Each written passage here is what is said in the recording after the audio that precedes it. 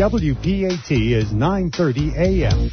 WPAT, Patterson, New York City.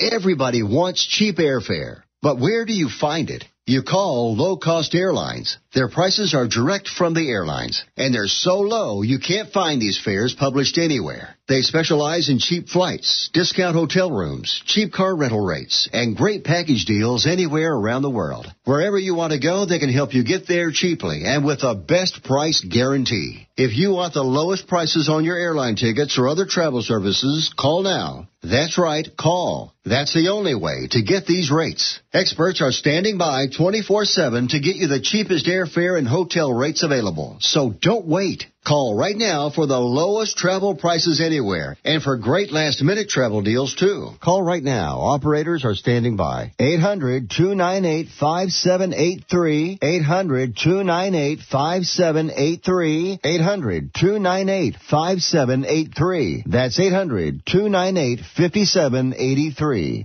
Do you take Viagra? Are you tired of overpaying for your pills? What if you could get the exact same results for a fraction of the price? Guaranteed.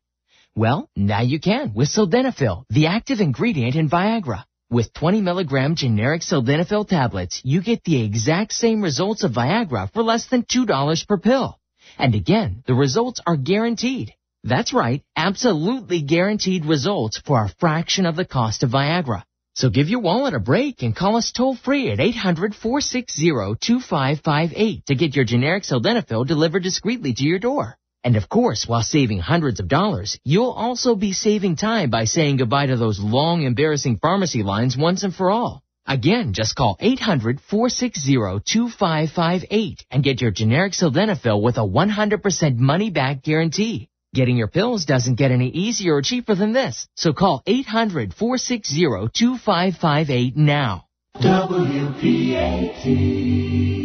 The following program is presented by its producer, host, and sponsors.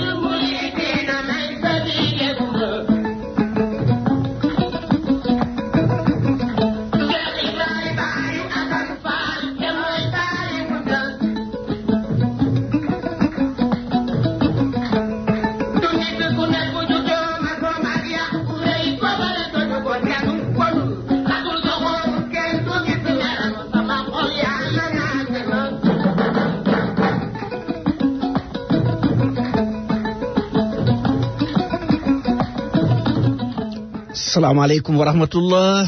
salaamaaleykum wa rahmatullah salaamaaleykum wa rahmatullahi taala wa barakaatu.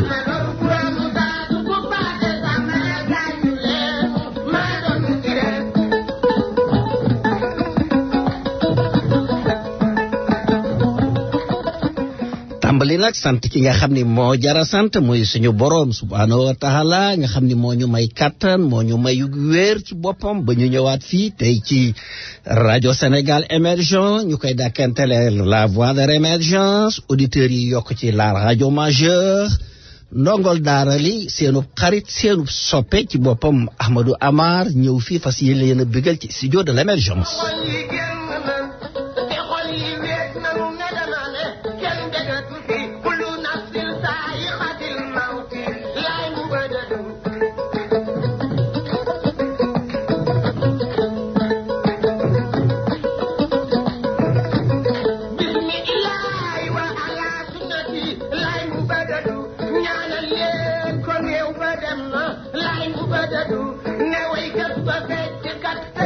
xamal leen nag ni leen ni ñu koy defee dibéer ju nekk rek moo tax tey ñëw fi li ko commencé juróom-ñeenti waxtu ba fukki waxtu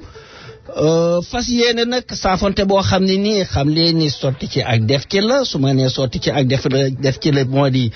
picc nga ca kaw waaye xel maa ngi ci suuf ñun ñëpp suñu réew ci boppam moo ñu yëkkati suñu réew moo ñuy tax a def ñii dañuy gisee nii ñii di gisee nii mais nag li ma leen bëgg a xamal ci rajo Sénégal émergent la voix de l'émergence muy la rajo majeure mbalaanum dëgg ci boppam kat moom la ñuy muuroo tapi bi itam mbalaanum dëgg ci boppam la ba pare nag kaala goo xam ne nii aussi kaala ak dëgg la kon nag képp koo xam ne nii bëgg ngaa dégg ak dëgg toogal nga dégluñu képp koo xam ne nii aussi li ñuy wax neexu la dëgg gi neexu la mën ngaa tëj sa rajo wala nga tëj sa computer wala nga tëj sa téléphone.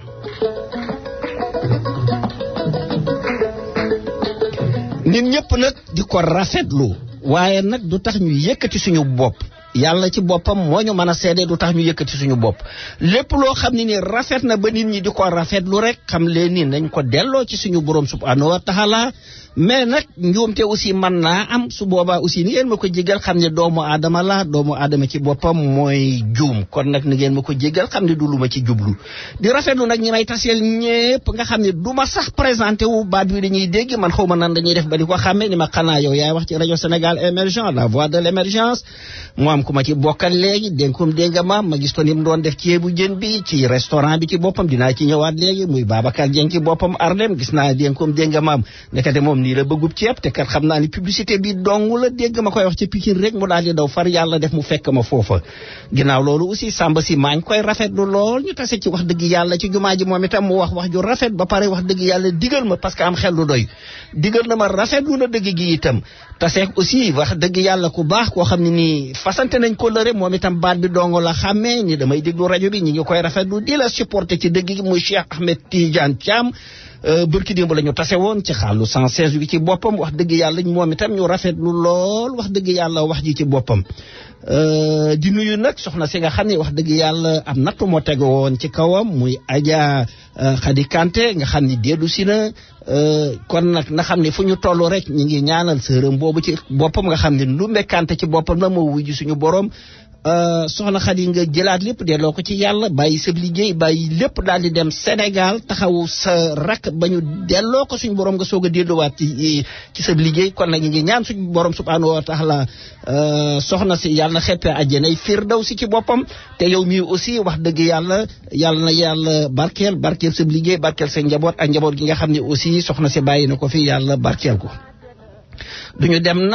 dem nag ci ouverture bi ci boppam nga xam ne danañ féliciter aussi wax dëgg yàlla la victoire éclatante des Lions de la Teranga nga xam ni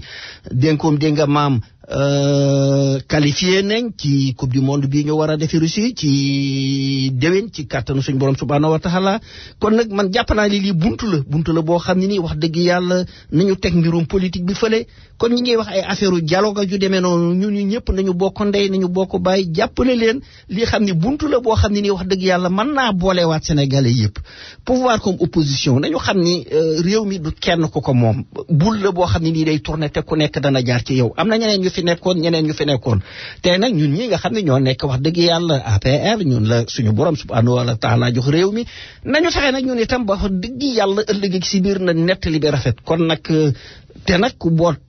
xaj bu ki baw la coow li mënu cee ñàkk mais dañuy war di tëx di lu di gumba xam ne loolu du ci dara wax dëgg yàlla tey yow ëllëg sa morom lii nga xam ne victoire Lions yi la nañu fexe mu doon suñu trait d'union suñu point de convergence ñu boole xol yëpp muy benn ñu jàpp defar suñu réew ci boppam kon nag ñu ngi ñaanal Lions yi di leen souhaiter bonne chance nga xam ne suñu demee foofa wax dëgg yàlla Russie ci boppam ñu relever les défis ba nga xam ne attentes yi nga xam ni sénégalais yi ñu ngi koy xaar ci ñoom comme ça danañ ko def émission bi nag ni muy demee rek moo di ni may commencer moo di lettre bi nga xam ni suñu borom subhanahu wa taala moom la ñu yónnee muy alquranul karim jaareele ko ci suñu bi yonent Muhammad alayhi salaatu wasalaam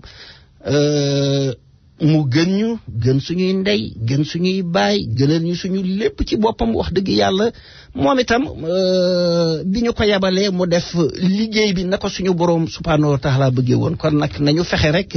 ñun itam wax dëgg yàlla foofa mu tegoon tànkam ñun tam ñu teg fa suñu tànk comme su ma tuddee yonente bi alayhi salaatu wasalaam nga xam ne aussi suñu borom dafa dikkati wax dëgg yàlla ànd ak jullit yëpp la parce que suñu xalifa bi ci boppam nga xam ni mooy xalifa El Hadji Ibrahima Niass ci boppam Léona Niassène suñu borom subhanahu wa taala moo def la ko neex kon nag ñun ñëpp jullit yëpp ñi ngi àndaat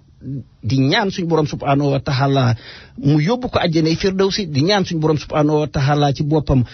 mu taas ñu ci barkeem ci boppam te ñu seet mag ñi nga xam ne ñoom ñoo fi nekkoon nga xam ne ñooy suñuy wasila ñi nga xam ne noonu lañ doon def ñun tam ñu góorgóorlu ci kon nag ku nekk yaakaar naa ne mën nga koo jaar sa morom suñ ne jullit rek wax dëgg yàlla jullit bu nekk mën nga koo jaar sa morom te ñu xool step yooyu nga xam ne ñoom aussi tegoon nañ ci seeni tànk ñu teg ko ci donc émission bi ni muy demee éditorialu rajo alxuraanul karim bi comme ni ma leen ko waxee moom lay déparé su ma noppee def éditorial rajo bi su ma noppee def éditorial boo xam ne nii ci émission bi la jëm affaire nag ka Khalifa Sall dañuy waxtaane ci boppam du caageenu aussi dañ koy jéem a protéger dinaa teg élément boo xam ne nii Ousmane Sonko la te ci loolu lay wax dana ci wax et sur le fond dana ci wax et sur la forme kon nag nañu ko déglu su ma noppee aussi dinaa ubbi ci boppam antenne bi su ma waxee nag toujours Ousmane Sonko xam naa ni nit ñi dana nu jaaxle nee naa leen képp ku ngeen ma indil moo xam pouvoir la moo xam opposition la muy wax dëgg gi président Ousmane Sonko di ko wax soo ñëwee ma teg cassette bi ci boppam d'ailleurs yéen a ngi gis waa TFM ñu ngi commencé woon di ko jéem a taqal ak yu demee noonu waaye nag lu mën a doon rek yàlla moom mooy atte syndicat bi nga xam ne fa mu nekkoon ci boppam ñoom ñoo njëkk a doon taxaw ci boppam ni kii kat ko set wicc la moo ñu fi doon défendre te lépp loo xam ne nii syndicat bi am na ko rek xam leen ni ci moom la ñu di te waaye nag moo am kaneen ku nekk APR kon lii may def nii bu leen jaaxal parce que am na ko jege lool le président Macky Sall bokk ci cadre APR yi nekk Rufisque ci boppam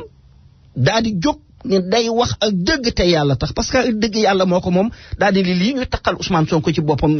taxawul Omar Ndiaye la tudd mi ngi Rufisque cadre la kon nag képp ku di dëgg rek ak foo mën a bokk soo déggee ak dëgg na nga ci ànd parce que ku nekk lépp loo def suuf si kat danañ ko xar ba mu xóot ñu dugal ñu ci biir te su boobu suñ demee itam dana nettali kon nag politique bu ñu yàqal président de la république bu ñu yàqal opposition bu ñu yàqal parti au pouvoir bu ñu yàqal suñu gisee ak dëggul nañ ni lii ak dëgg la su deelu rafet nañ ni lii rafet la ci boppam nañuy fexe di doxale noonu donc ni may commencé mooy ayatul kursi bi ci boppam nga xam ne moom mooy bataaxel bi. a'uuzu billahi minash shaytaanir rajiim. bismillahir rahmaanir rahiim. الله لا إله إلا هو الحي القيوم لا تأخذه سنة ولا نوم له ما في السماوات وما في الأرض من ذا الذي يشفع عنده إلا بإذنه يعلم ما بين أيديهم وما خلفهم ولا يحيطون بشيء من علمه إلا بما شاء وسع كرسيه السماوات والأرض ولا يؤوده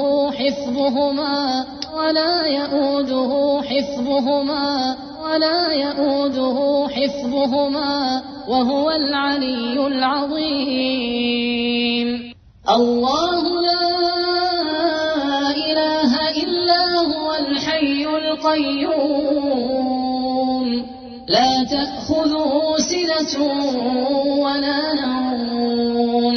له ما في السماوات وما في الأرض من ذا الذي يشفع عنده إلا بإذنه يعلم ما بين أيديهم وما خلفهم ولا يحيطون بشيء من علمه إلا بما شاء وسع كرسيه السماوات والأرض ولا يؤوده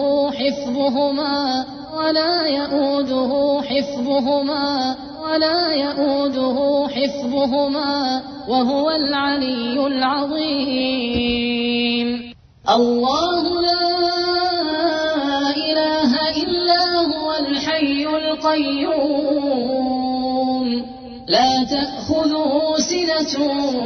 ولا نوم له ما في السماوات وما في الأرض من ذا الذي يشفع عنده إلا بإذنه يعلم ما بين أيديهم وما خلفهم ولا يحيطون بشيء من علمه إلا بما شاء وسع كرسيه السماوات والأرض ولا يؤوده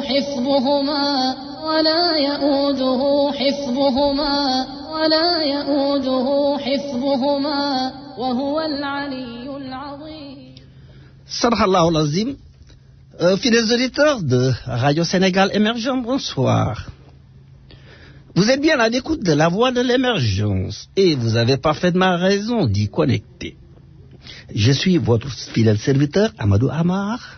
Nous serons ensemble ce dimanche jusqu'à 22h sur la fréquence WPAT 930 AM, mais aussi en ligne sur www.pat 930 AM. Et ma principale mission à travers ce temps d'antenne, ô combien important, ô combien précieux,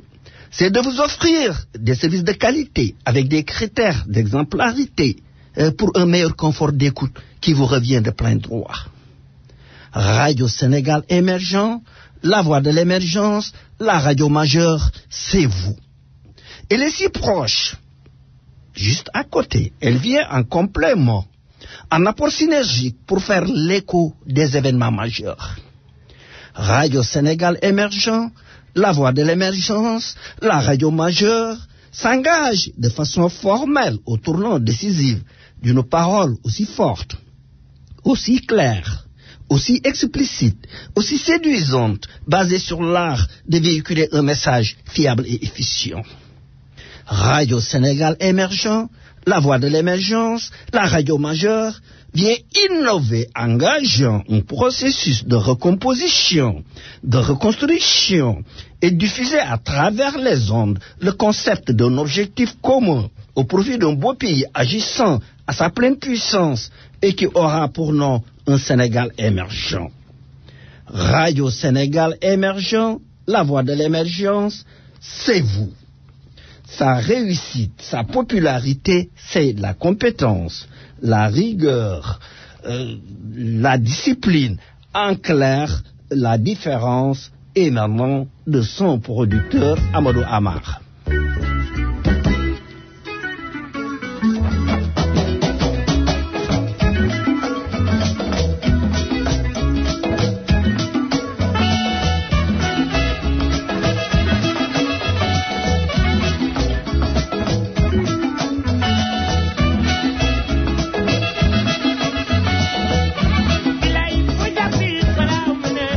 Mana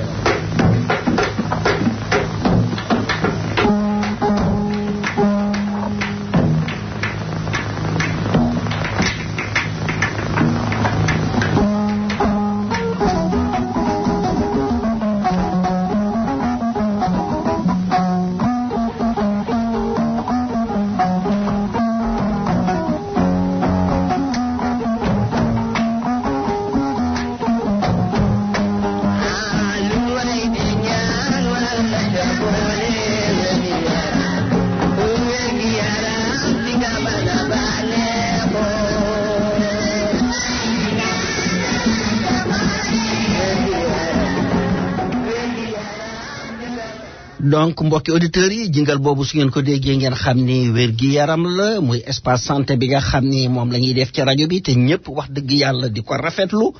donc lii mooy wone njariñul rajo Sénégal émergent la voix de l'émergence lépp loo xam ne nii rek wax dëgg yàlla luy jariñ askan wi la incha allah dana leen ko indil donc tey lan la ñuy waxtaane mooy affaire tension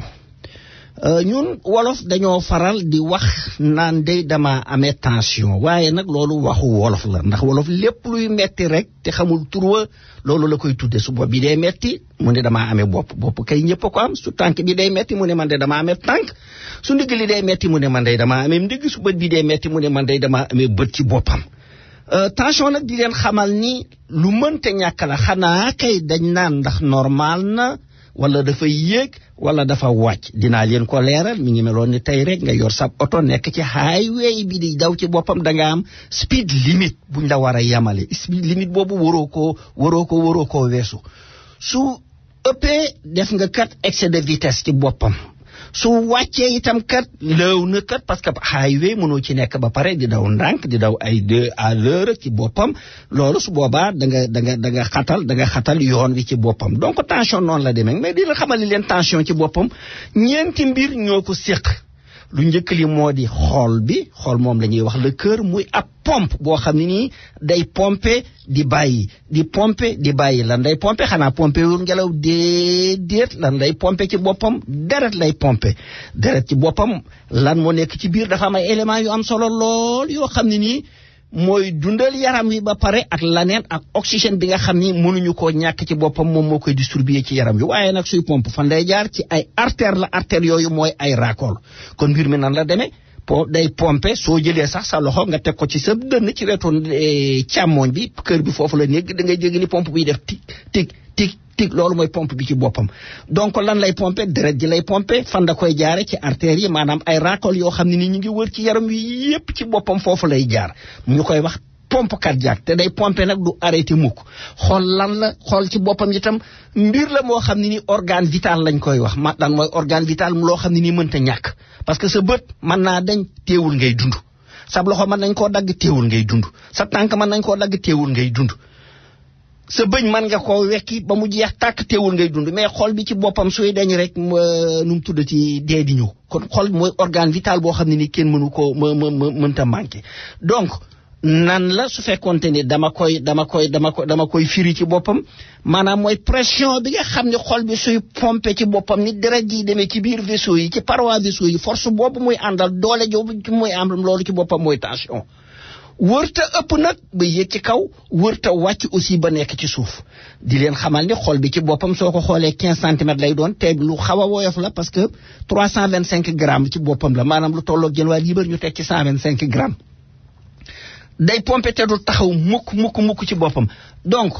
wax naa leen léegi tension mooy doole ji nga xam ni deret ji moom lay jaare ci biir raakool yi ci boppam ci vaisseau yi ci boppam ci paroi vaisseau yi ci boppam donc speed la boo xam ne ni wërta doon excès wërta ëpp speed bi ci boppam dafa war a yem léegi organisation mondiale de la santé ci boppam am na définition bu mu joxe nee na su fekkente ni jëlal nga nit tension bul jekki-jekki rek daw nag ñu daal di lay jëlal tension fi saa da ngaa war a noppalu reposer wu ci boppam loin stress loin repas parce que soo lekkee ba suur këll ci boppam bay jeex soo jëlee sa tension problème moment digestion la dana daal di yëg il faut nga reposer wu en relaxation musculaire ci boppam organisation mondiale de la santé ci boppam 14,9 la joxe fii nag soo gisee parce que 14,9 centimètres de mercure la ñii dañ koy joxe par exemple en millimètres de mercure moo tax ñuy wax 140/9 nii donc dañ koy convertir mais lépp benn ci boppam la sotti ci ak def ci la nit ka dëkk Sénégal ak ka dëkk Mali ka dëkk Guinée ki dëkk fii ak lépp doomu aadama la ñëpp ñoo bokk ñu num tuddatee mais di leen xamal ni looy gën di jëm mag aussi tension bi ci boppam danay soppeeku mën na yéeg ci boppam ensuite am na leneen lu des stress maanaam nga jékki-jékki am stress am ay problème ay émotion ci boppam aussi tension bi ci boppam mën naa yëkkatiku mais am na ay mandarga yoo xam ne nii kat su fekkente ne seetlu nga ci yow kat baye boo nga daal di dem fexe seeti sab docteur su fekkente ne da ngay xëy di am ay céphalée maanaam buy metti boo xam ne nii saa boo xëyee dana la sonal lool topp genn yoon gi di metti ci boppam ŋaalu bopp bi ti metti ci boppam boole ci du yam foofu nga ciy boole nag di miir ci boppam ensuite ci boppam say nopp di riir ngay dégg ni muy riire mu mel ni say gët yaa ngi xool ci sa kanam mel ni da ngay gis ay weñ yuy naaw ay weñ te fekk du ay weñ ci boppam léeg-léeg am na ñoo xam ne nii danaan bori loolu kat su fekkente ne am na dalal di lagg daal di seeti sab docteur fi saase donc xam naa ni danañ ci dellu siwaat parce que lii mooy première moom nuñ koy waxeeti mooy première partie bi dinañ ci dellu siwaat pour ñu mën a dugg ci émission bi dugg ci publicité yi parce que xaajul danañ ci ñëwaat ñaar tension bi ci boppam nag émission bi xam leen ni ci boppam African Services Community ci boppam su fekkente ne am na xam ne ni moom mooy sponsoru espace santé bi dinaa ci dellu siwaat ci publicité yi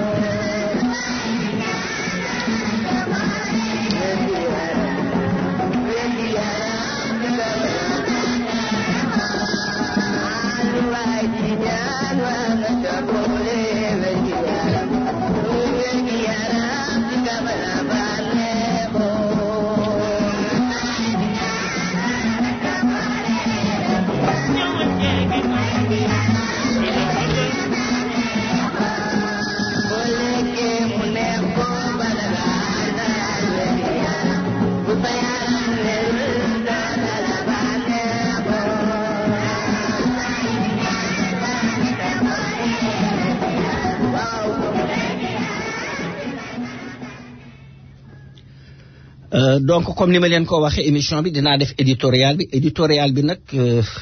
maa ngi ko jëlee maa ngi ko inspiré woo ci émission bi parce que émission bu nekk rek damay fexe ba éditorial bi méngoo ak émission bi comme ça vraiment dana mën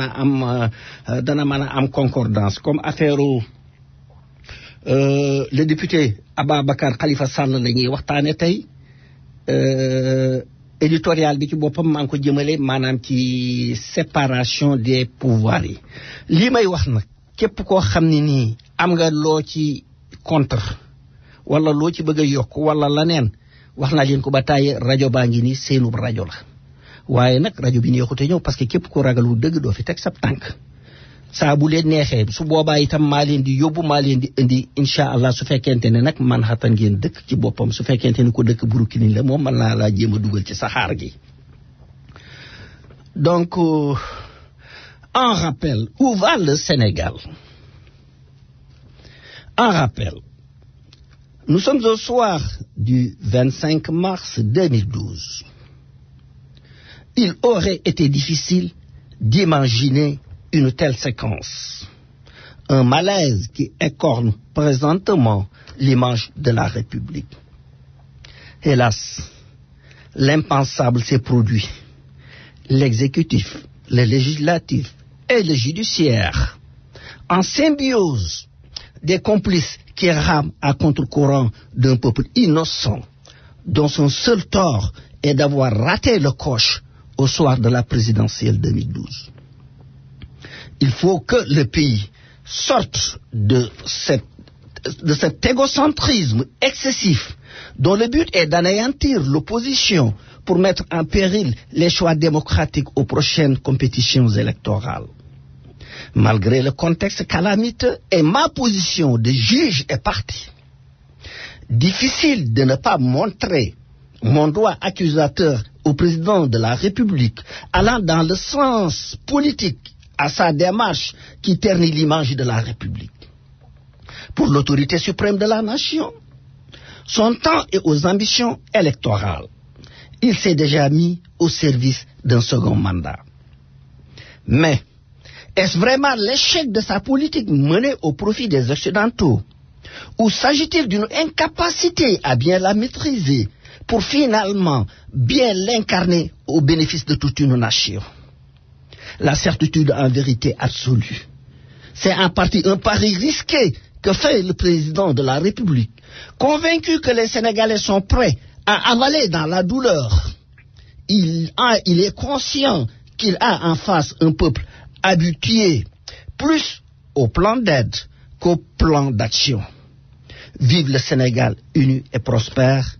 Amadou Amar pour Radio Sénégal Émergent, la voix de l'émergence. Donc sama mbokki auditeurs yi lii mooy tarjumaan ji nga xam ni moom laay démarrer ma waxal leen ko ci wolof xamal leen ni leen réew mi fan la jëm. li tax nag ma ni réew mi fan la jëm maa ngi fàttaliku ñaar fukki fan ak juróom ci weeru mars ci 2012 ku ni woon tey lii dana am dana la di mukk ala kulli alin déedéet laalal sa loxo ci bant. li tax nag ma wax ko moo di nee naa li ñu yaakaarul woon am na moo di le pouvoir exécutif le pouvoir législatif ak le pouvoir judiciaire lëngoo nañ nekk complice te complice boobu day wax dëgg yàlla arrangé wul askanu Sénégal. pouvoir exécutif moo ne ci digg bi wetu ndeyjoor ji lëng na ci pouvoir législatif ci loxoom ndeyjoor bi loxoom càmmoñ bi mu lëng ci pouvoir judiciaire. ma ni leen day loolu amul woon parce que ñun biñ nekkee ci opposition bi ak le président Sall muy suñu leaderu APR dañu doon kaas loolu ni dañoo sañoon day wax dëgg yàlla séparation des pouvoirs moom ci boppam moom mooy am. dinañ ci dikk nag dinañ ci expliquer waat di tax ma wax ko léegi nag ma ni leen contexte bii day nii mu demee xam naa ni day danañ defe ni lu wuude bi wax ci bëy wi danañ defe ni der ba moo tax. wante nag man day wax dëgg yàlla damay wax rek di nga xam ne mooy ci suma rajo bi muy rajo Sénégal émergent muy la voix de l'émergence li nga xam ne moo arrangé askanu Sénégal. parce que le président de la République day fi nekk ay waxam jenn la sant ñu ne ko jenn boobu lan la mooy fexe ba am le 2e mandat. ma ni leen nag lëngoo boobu am ci boppam arrangé wul opposition bi parce que su boobaa day mel ni dañoo bëgg a faagaagal opposition bi te opposition xorom la ci démocratie opposition baax na cim réew te comme c'est des Sénégalais à part entière wax dëgg yàlla ñoom itam nañ leen bàyyi ñu tenter seen chance comme mbir mi bul la rek buy tourner kan mooy falu ëllëg suñ borom subhanahu wa taala rek ko xam kenn xamu ko parce que am na ñeneen ñu fi nekkoon ñooñu nekkatu fi ñun ñi aussi wax dëgg yàlla dañ fiy jaar rek jàll ci boppam. yàlla moo doxale noonu addinaam ma li leen nag li wër te wër day moo di le président de la République parce que ku la ne sangul sa taar la bëgg mi ngi def risque bu rëy comme fi mu nekk nii Sénégalais yi jàpp nañ ni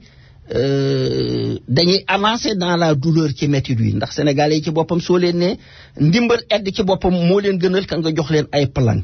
kon nag su ma sañoon wax dëgg yàlla dana xoolaat aw tooginam dana seetaat boppam daal di ñaan na yàlla Sénégal ca kaw ca kanam xamal leen ni leen day lii day ndongol daara li Amadou Amar bu rajo Sénégal émergent la voix de l'émergence nga xam ni moom la ñuy wax aussi la rajo majeure moom moo def mbir mi tey kon loolu la ñu amoon moo doonoon kii bu njëkk bi xam naa ni dinaa teg après benn élément nu mu tuddati bi élément Sonko bi affaire xalifa bi.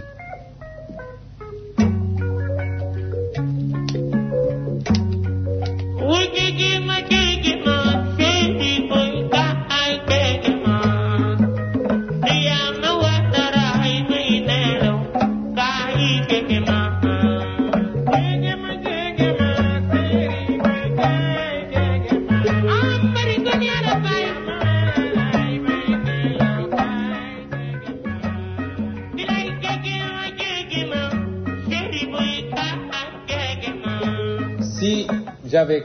pensé une fraction de seconde simplement que dans ce dossier-là, Khalifa Sall est fautif, je ne serais pas là. Au début, j'ai toujours évité de me prononcer dans le fond. Jusqu'à récemment, je m'étais limité à me prononcer sur la forme.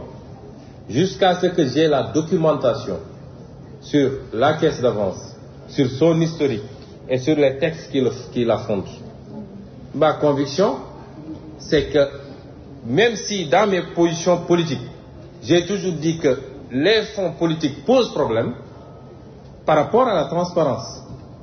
par rapport à la gestion des impôts des Sénégalais, mais ça c'est jusqu'à preuve du contraire. Tant qu'il y aura des textes régulièrement votés qui instituent ces caisses-là, on ne peut pas poursuivre quelqu'un par rapport à l'usage qu'il fait de ces caisses-là. Si on retient Khalifa Sall dans les liens de la tentation à cause de sa gestion de ces caisses, on doit immédiatement, tout de suite et maintenant, appréhender le président Macky Sall qui a plus de 10 milliards qu'il utilise de la même manière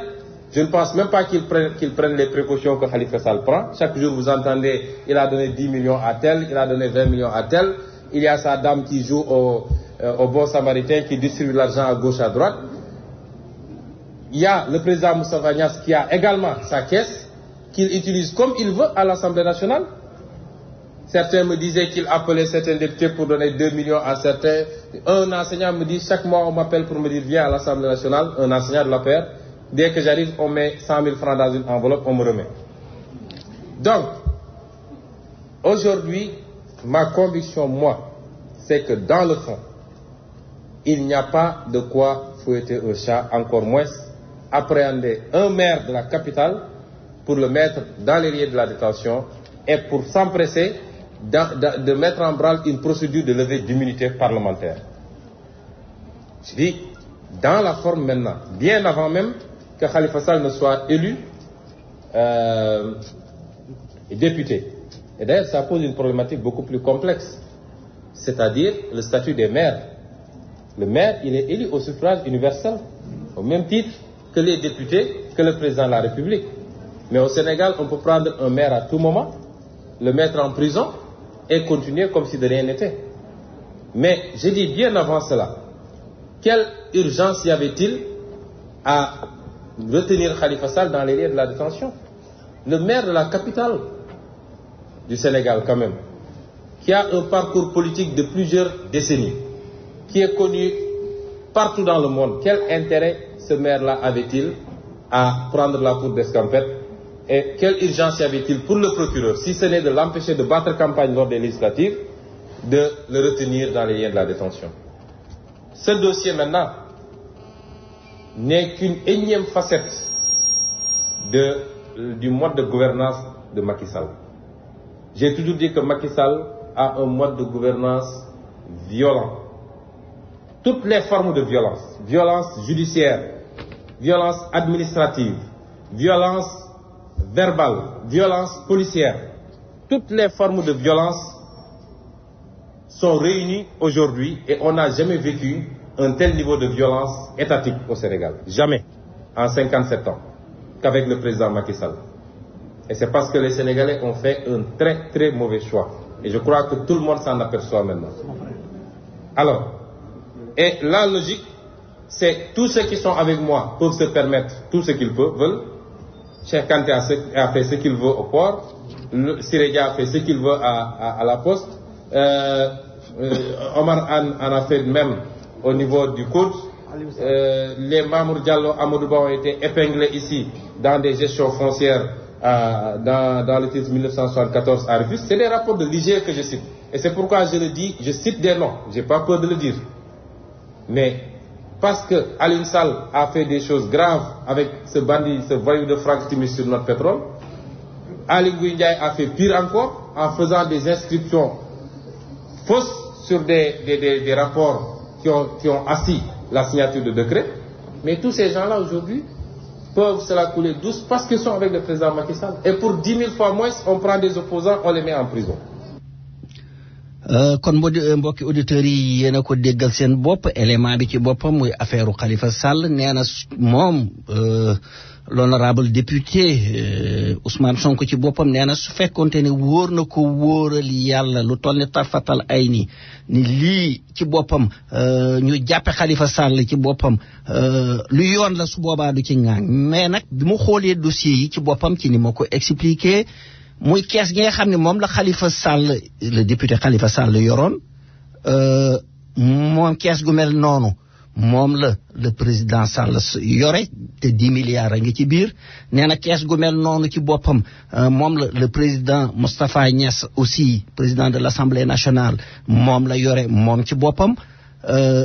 te ku ci nekk wax dëgg yàlla yaa ngi koy joxe na mu la waree ku ci nekk wax dëgg yàlla dañ laa élire président de la république dañ ko élire au suffrage universel nee na aussi kii dañ ko élire aussi Khalifa Sall au suffrage universel ginnaaw loolu ci boppam am na ñeneen ñoo xam ne nii d'ailleurs nee na le président Moustapha Niasse am na enveloppe yu muy joxe am na nee na benn enseignant bu nekk APR weer wu nekk ñëwal jël ci sa enveloppe ñu defal ko ci 20 junni ci biir ni ko yóbbul am na ñeneen ñoo xam ne nii wax dëgg yàlla cité na leen épinglé woon nañ leen fiir gi jàpp na leen fiiru les inspecteurs généraux d'État mais biñ leen fiir gi jàppee dañ leen di ay ca yàlla daal di leen bàyyi parce que ñëw nañ wala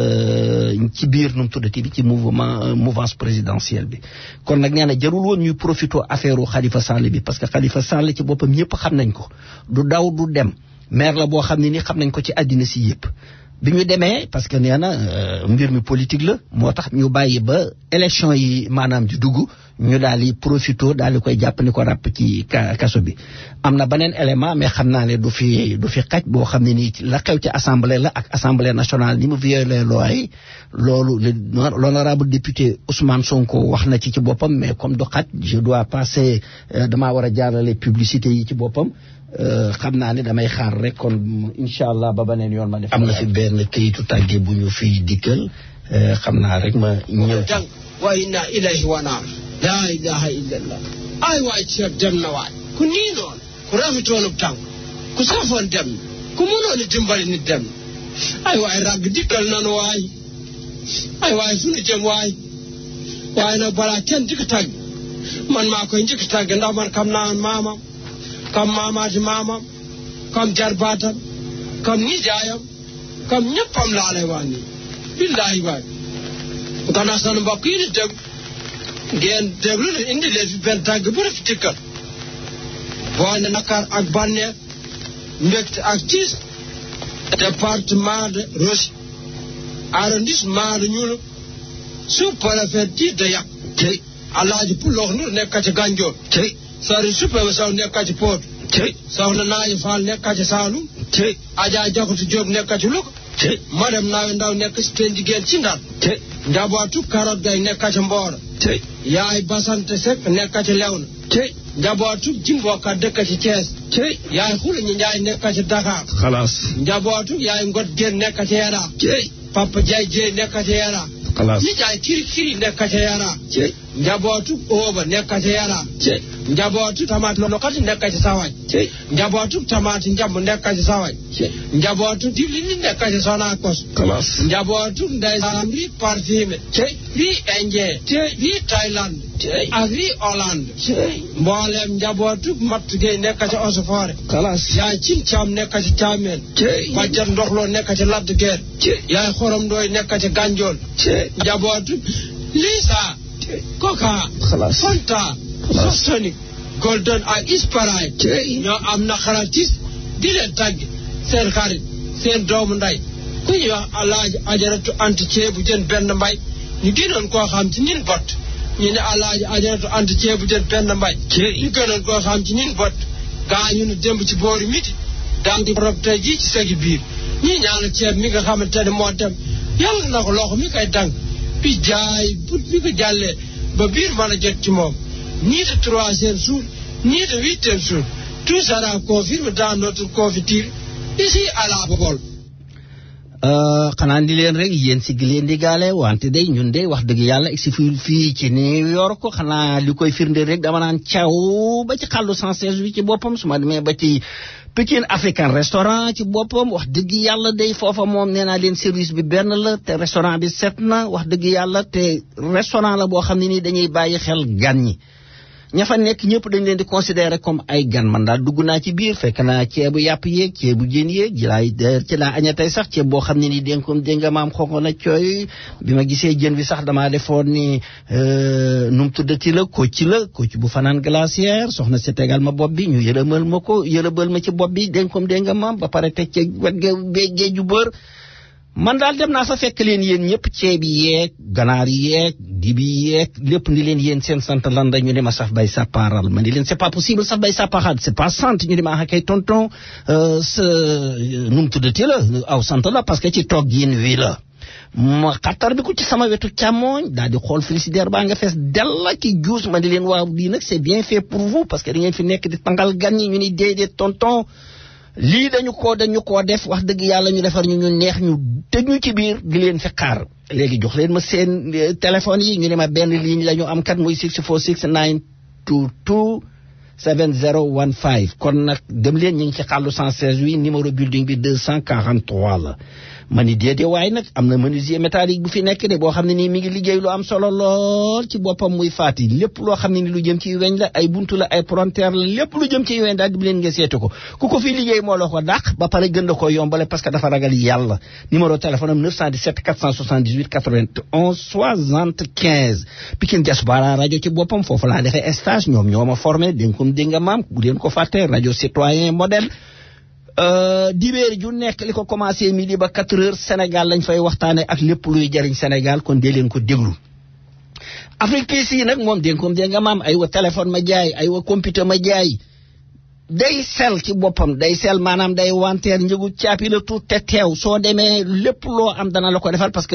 weeru màggal gi ñu ngi ci weeru safar ba tey jeexagul lam njëkkoon a indi nit ñi yóbbu nañ ko computer yi ak téléphone yi leneen di ci defaat yóbbu waat nañ ko commandé waat nañ ma ni ko war nag bala may def publicité bi daf may wóor ne stock baa nga fa ma dem ba teg ci sama bët ba gis stock ba ma nga fa ngalla waaye dem leen tuut te teew la njëgu caapi soo demee lépp loo am bu soobee yàlla ci boppam moom dana la ko jox njëgu caapi la sukkal fay tuut te teew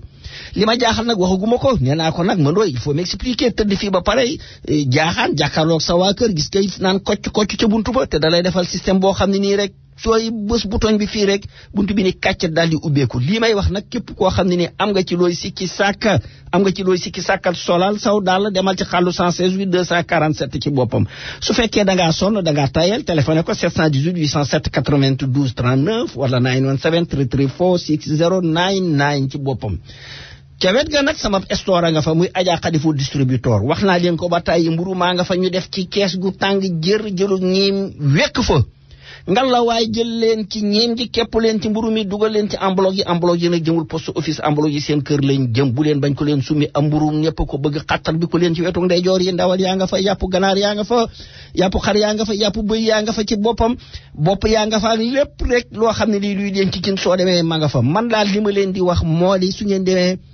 laajte leen xar mu jaasir su ngeen ko amul su ngeen ko bëggul jox leen ma ko ma jëndaat ko parce que mënu maa def publicité bi ba pare di leen ci njëkk lu ngeen ma ko jaayee ma jël ko xar mu jaasir man fi ma koy yóbbu ma ngi ci xàllu 111 bi ci boppam su ma demee dénkoom dégg nga maam sama kër rakka ji soxna si danañu ko defal wàjji boo xam ne nii doy na kéemaan nee naa ko soxna si nag dama bëgg nga wuti restaurant nag indi ko ci xàllu 116 wi parce que soxna si day togg yi muy togg doy na kéemaan bis bu set te kat su sañoon bis bu set ma jaar fa fanaay lekk parce que kër ga sama kër la kon nag yàlla na leen yàlla barkeel te barkeel njaboot gi African Services Committee ci boppam hépatite ñëpp xam nañ ni mu mel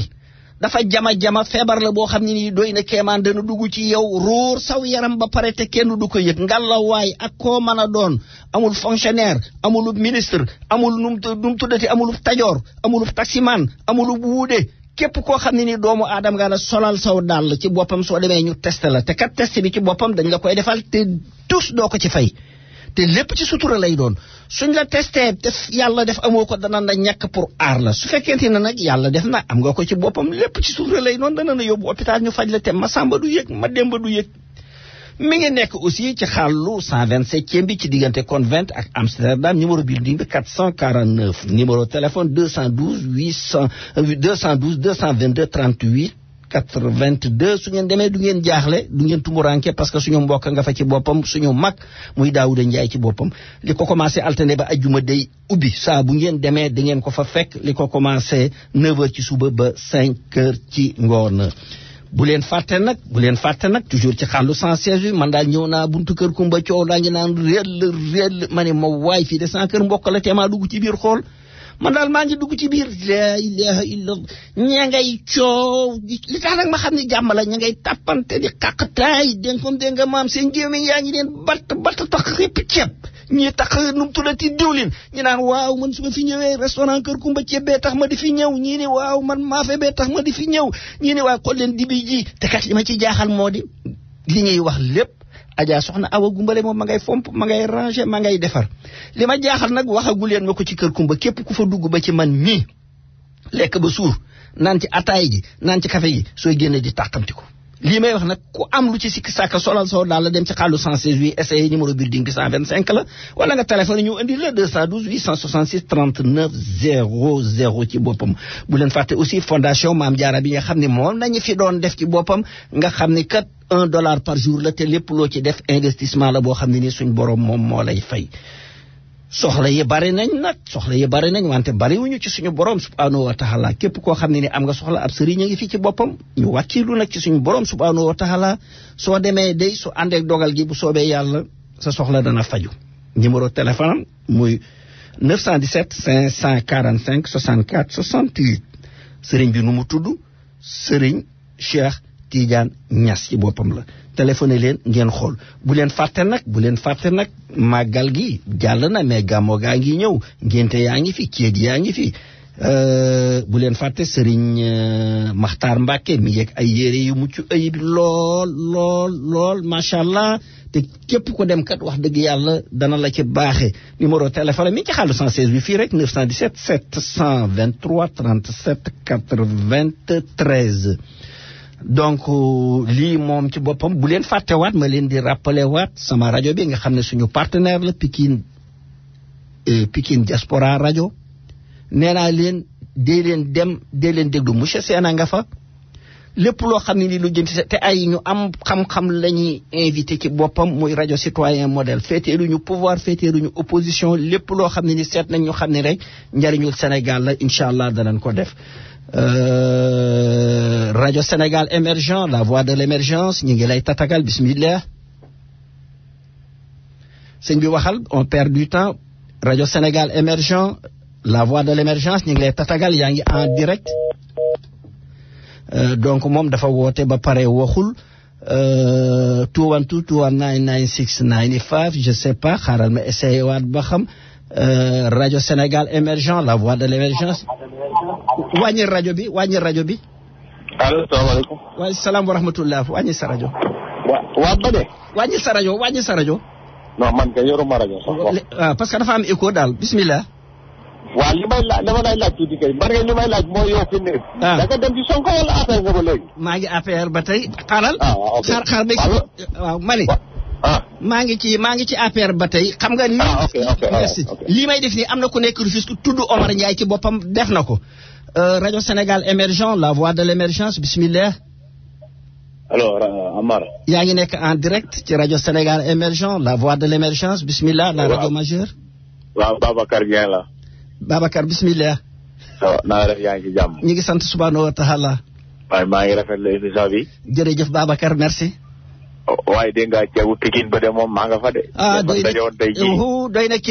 na kéemaan ceeb boobu kañ moom dégg gisoo fi nekk daanaka sax moom man fi nekk du ma reer jërëtul may reer fi nekk nii parce que ceeb la boo xam ne ni. neex yëpp na maa nga fa de du ma fa jóg de. doy na kéemaan man bopp lañ ma tegal yërëbal ma ko dénkoom dégg nga maam jégal ma géej ju bër ci wàll gi. doy na waar soxlawu ma reer kañ fi nekk nii. doy na kéemaan kontaan naa ci waxtaan wi nag neex na loolu wax dëgg yàlla gars yi ma toogal yëpp kontaan nañ ci yow. jërëjëf xam leen ni seenu rajo la rajo Sénégal émergent la voix de l'émergence ki ma doon laaj léegi naan ma ndax maa ngi APR am maa ngi ci Sonko maa ngi ci APR Sonko day def loo xam ne nii njariñul Sénégal la nee naa leen budul Sonko sax ku ngeen ma indil rek bu soobee yàlla dinaa ko teg su dee njariñul Sénégal lii may def wax nga dëgg déggal am na ko lay tooj fii waaw kenn maa ngi lay bàyyi ko nekk ci jàmm rek waaw kay merci jërëjëf am na cadre APR bu jege lool le président Macky Sall wax na lu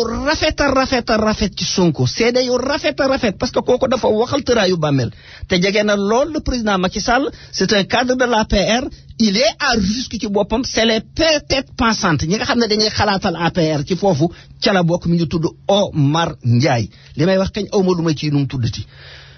képp koo xam ne nii am nga loo xam ne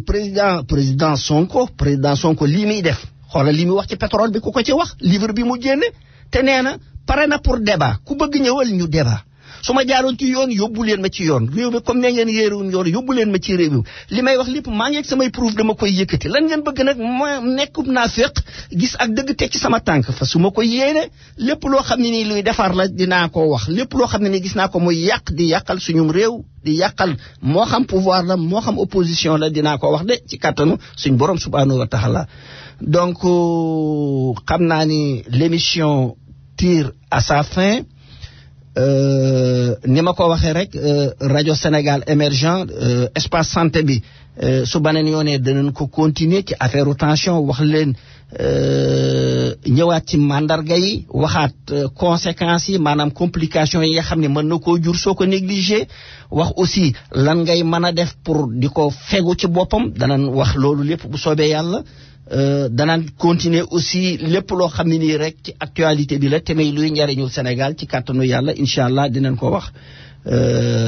képp ku nag moo xam affaire nga wala leneen xamal ne rajo bi sab rajo la xamal ne rajo bi mi ngi ci sa disposition lépp lu ngeen mën a wax daal te muy luy jariñ Sénégal